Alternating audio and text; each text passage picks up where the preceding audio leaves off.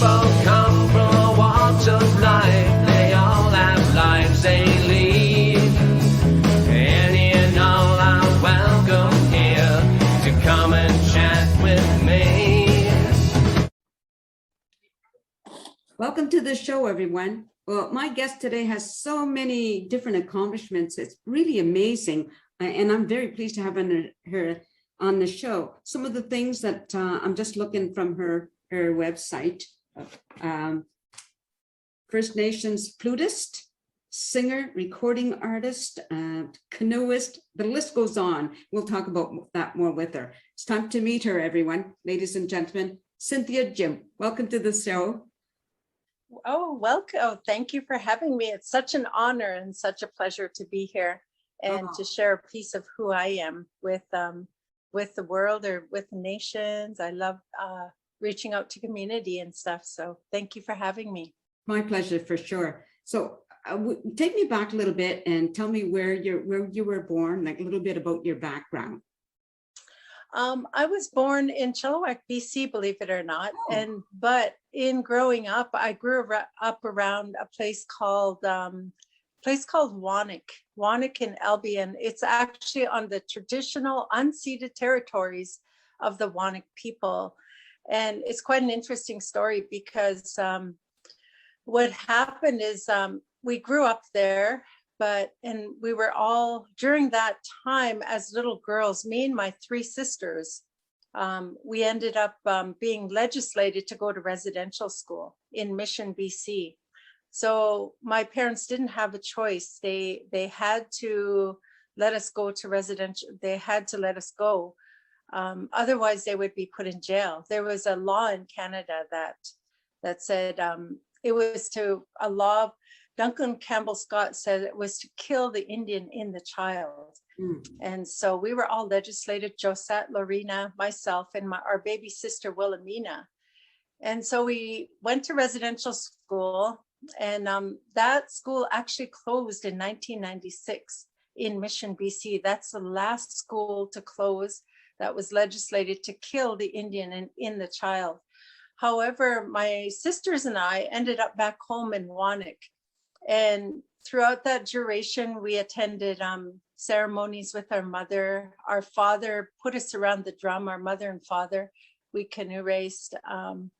We also went to powwows. We did all the traditional things, berry picking. We fished across the Fraser River, canoeing as girls. We would paddle across. So we grew up quite traditionally and close to the land. We didn't realize how lucky we were, because it was that relationship to the land that really nourished me to who I am today, that connection to all living things. And so in growing up in Whonnock, we would do everything. We would even make salads from leaves of the land. And I'm talking about honeysuckle, blackberry, briars, everything. It was really that part of my childhood was okay.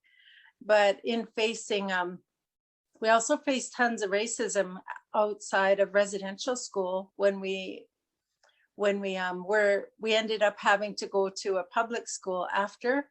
And we experienced quite a bit of racism there. My sister would have to fight off people physically trying to harm us on the bus. And so I grew up that way, very humble, very having to deal with things as a child that no child should have to deal with. Right. But the greatest thing that caused resilience within me and my sisters is singing and drumming. And as children, our mother and father put us around the drum. And I ended up making my first song, composed my first Indigenous song at 10 years old. Wow. And believe it or not, it was on my daughter Fawn Wood's album that reached the top the charts for 1 month in iTunes most downloaded music on iTunes and world music for 1 month. Her second album did the same for 1 month straight. She beat out huge artists around the world in world music, most downloaded music on iTunes. This is Indigenous music. And so that would definitely be a first for many nations to have that done. yeah. But growing up in Whonnock had a great deal to do with that music. Yeah. Oh, you mentioned a daughter. No, you have what, 3 daughters and a son, is that correct? I have 3 daughters and a son. My oldest girl is Fawn Wood. She's a recording artist that is just nominated to be a Grammy voter by the Academy of Music. And she's been in music since she was 18. She ran for Miss Indian World. She got her real passion for music in our living room in a place called Saddle Lake. And we would rehearse our kids. I was a fine arts teacher all those years since my kids were very little. So they were very involved in performing arts, in acting out plays, in doing eagle dances, in singing songs, all of that. So my oldest girl, that's Fawn. She's got her master's in Cree language now, and she is really an icon. She does her own show called Virtual Round Dance, which helped our people cope with what we had to deal with, all of this that's going on with the pandemic. My second girl, Raven, she's a new mummy, and she's also won Aboriginal People's Choice Awards with drum groups as a backup singer. She's highly sought after. And because she grew up around music and she grew up, performing, it was all of this is not new to our girls in respect to going from a micro sort of living room to a macro sort of stage. Right. And so she is finishing her fine arts degree, and she's going to go into Cree language in song and dance and ceremony and teachings. My third is a son. He's two-spirited. And what that means is he's gay. He has a handsome boyfriend. And he is finishing his teaching degree. He's got 2 more courses. He's 25. Fawn is 35. Raven is 31. Weiser's 25. He just flew to New York. He left his car here with Mama here. He went to a concert in New York. He loves life. He's been to Peru. Nice. Building stone ovens for elders down there. He's been to Hawaii building with food sovereignty. He's kind of a world guy where he can go anywhere. He'll save up money to go. He's a workaholic so that he can go places. And my youngest girl, Tia Wood, has 2.4 million followers on TikTok, and how she, in October of last year, actually almost to the day, we had done a video that today has 35 million views and 8 million likes. And I've done 5 mother-daughter videos with her. Since then, she's done her own videos in respect to educating society about the Indigenous story in Canada, within the construct of Canada. Okay. She is now verified, and she's living in Los Angeles. Her agent is Jennifer Lopez's agent. Nice. And her what would you call her entertainment lawyers? Justin Bieber's entertainment lawyer. So she's doing really well at 22 years old. Fabulous. She's done things like for Tom Shoes, Anastasia of Hollywood. She's done numerous huge accounts for herself at 22, being verified. And it all started in a tiny little room in our house doing TikTok videos just to bring her spirits up because she was in depression. And so being the mom after work and a fine arts teacher, I knew the importance of motivating my daughter in that state. So she said, Mom, I need your help in doing a video. I said, I'm so tired. After work, 7 o'clock at night. She says, but I'll do it. Okay. She said, I'll do your makeup. I'll put your lashes. We'll put our regalias on. And so we did those TikTok videos with our regalias, and a lot of, I brought up my kids around singing and drumming and hand drumming. You see this hand drum here. Oh, it's beautiful. And the big drum too, the powwow drum. So they grew up with rhythm while they were in my belly as well, all of them. And so I guess you can say they grew up around music. They grew up around advocating and being activists for our culture. So I know that's kind of long-winded, but yeah. No, I think it's marvelous. I just think it's marvelous. I could listen all day. I want to talk about some of your accomplishments. Some of the, just mentioned a few at the opening, but you're a champion powwow dancer. Yes.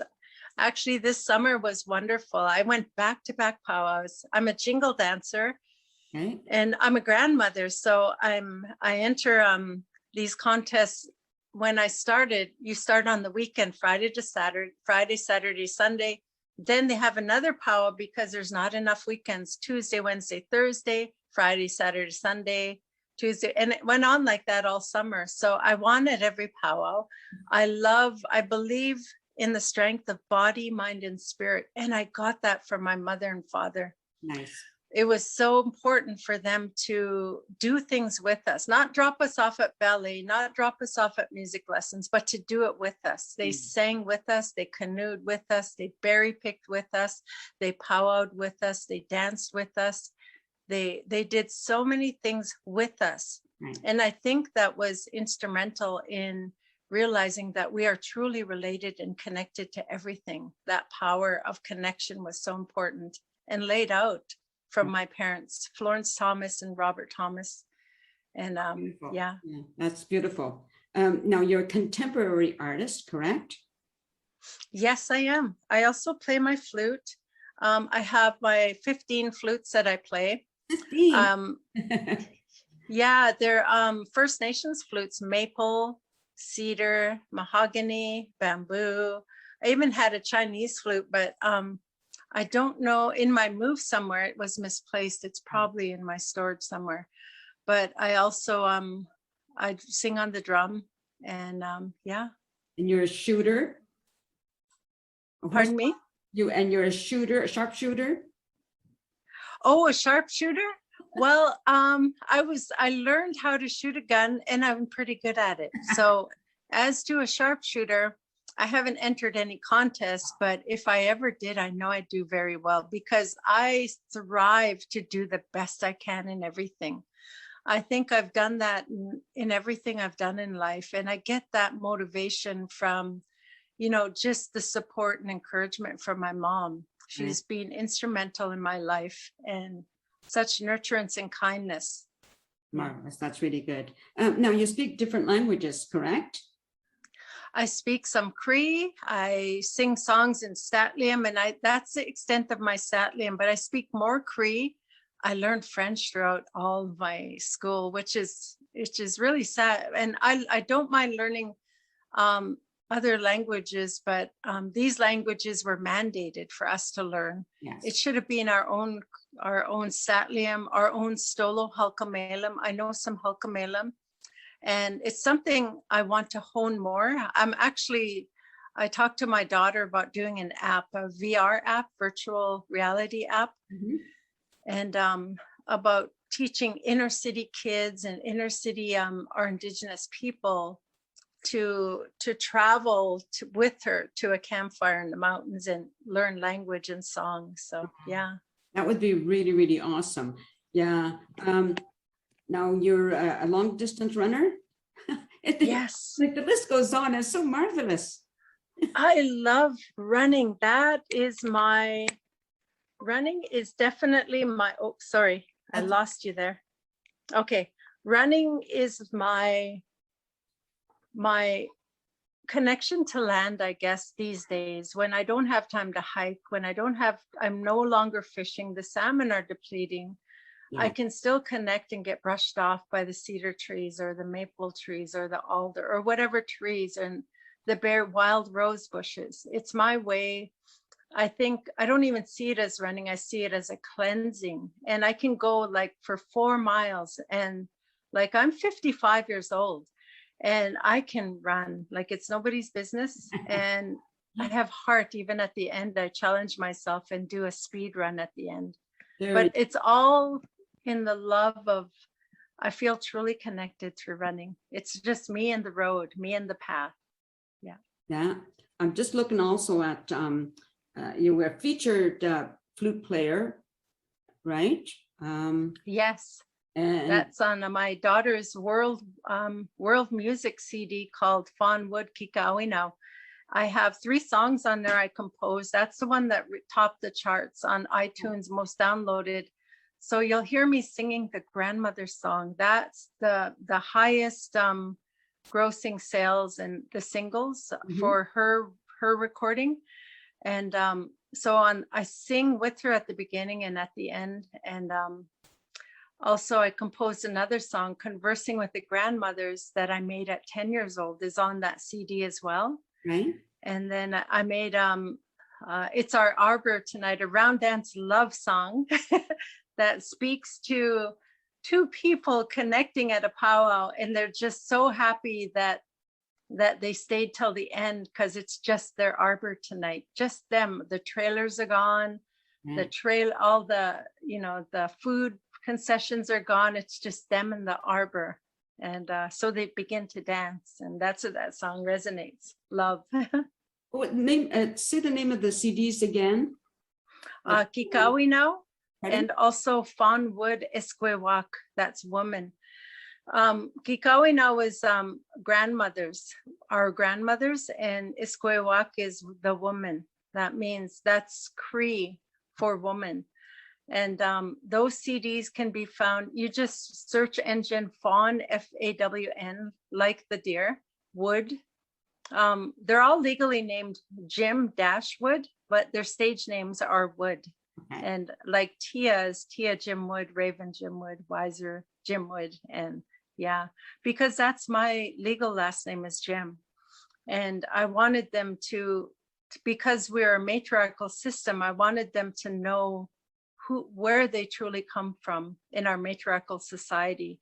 I am 4th matriarch, and so it's so important for us to pass on knowledge and songs and drumming and traditional teachings like that. Yeah. Right. Now, what is your traditional name? My traditional name is Shuel-let-qua olosoet. Shuel-let-qua is a 7th generation name that hails from my late grandmother, Martina Joe. It's actually her great, great, great, great grandmother. And her great, great, great grandmother, that's a governing name. Shuel-let-qua was a lady who would be able to tell, you can go and fish in that stream, but you can't go over there. That one's replenishing for 3 more years. You can pick those berries on that mountain, but let those replenish. So it was a governing ecosystem name. And she knew the roots, the land, everything intimately. So my namesake is meant to be totally in tune with all living things, the flyers, the swimmers, the walkers, and the rooted ones. And also to keep in mind all the elements and how much elements are needed in a certain area, like water, earth, fire, and air. And so she knew that knowledge. Shuel-let-qua olosoet is from the Whonnock area. Shuel-let-qua is from the Statlian people. Olosoet was a kinship tire. She knew every person from every tribe that came through. And there was always an intent and purpose in kinship tying. When we needed some better fishermen, they would marry off. Those fishermen would live in the villages, and they would become the fishermen of our tribe. So the matriarchal system, the men came to the matriarchal community. It wasn't the men take the woman off somewhere. It was the strength and the rootedness of the matriarchal system. And that's what my names mean, Shuel-let-qua olosoet. Fabulous. Oh, this has been so fantastic. Well, we're just about out of time. I just want to say once again, I really appreciate you doing this with me. And I will make sure that your website is up on there so that people can check it out if they want to. Yes, and I wish you all the best. I think it's just absolutely wonderful, all your accomplishments and your children, what they're doing for themselves. It's just phenomenal. So just stay on camera while I say goodbye to everybody, okay? Okay, a little bit of information too. I did an installation piece that went around the world, and I did writing. It was called Mother Drum and Installation. And what that did is I ended up getting shouted out in the New York Times of the piece of my writing for that. This little girl from Whonnock Reserve, one house on that reserve, And, I can't even imagine where I've been. I can't even imagine how I got here sometimes, but I'm just so thankful. Thank you for having me. Oh, it's my pleasure. So just stay on camera for a second. Okay. Thank you for watching, everybody. I really hope you appreciated listening to Cynthia Jim as I did. And I hope you watch the show and continue to watch the show. And stay safe and peace out, everyone.